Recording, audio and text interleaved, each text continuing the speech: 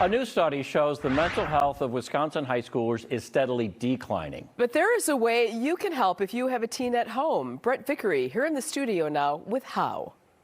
Hey there, so on the surface, many may blame the pandemic for the decrease in mental health, especially for high schoolers. Although that fact, it's partially true. Psychologists say your ability as a parent to help your teen with their mental health is a lot more in your control than you think.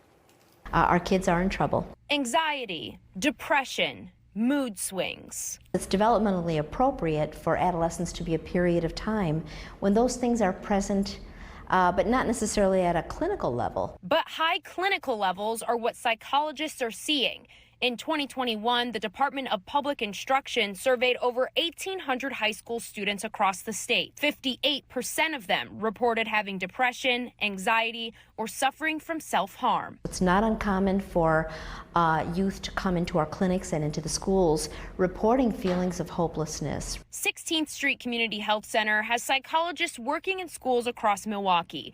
They say different things contribute to the youth mental health crisis, but there is one common denominator. We have seen some studies come out that are linking increased screen time with higher rates of anxiety, depression, social disconnectedness. And the isolation from the pandemic didn't help. We are social creatures, and that's especially true of teenagers. I'm not saying the cell phone or the tablet is bad, but I'm saying let us limit that time. Parents, they may be growing up, but they still need you. Engagement with your teenager, with your child, is still the #1 factor that will maintain greater emotional health. Psychologists say the mental state of teens looks bleak right now, but it can get better. We really could benefit from rallying as a community around our youth so that our youth don't feel like they're doing this alone.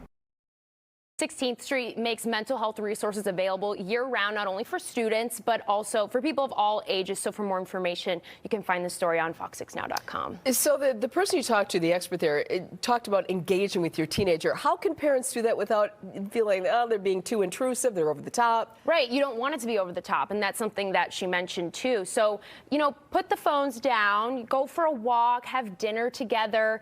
A lot of it is not being like, open your door, give me your phone, but just making sure that open line of communication is there.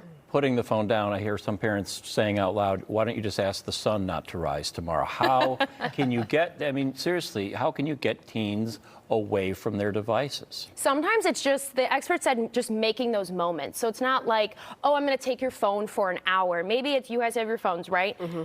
Do we have phones? We're at dinner, so we stack them on top of each other. I know, I have two as well. So that's the rule? So is that the deal? So like my family's adopted this, where there's no one more important right now than these three people, whether it's for the next half hour, or for us the next 30 seconds. And then you can have your phone back, but let's talk. Yeah, That's and good.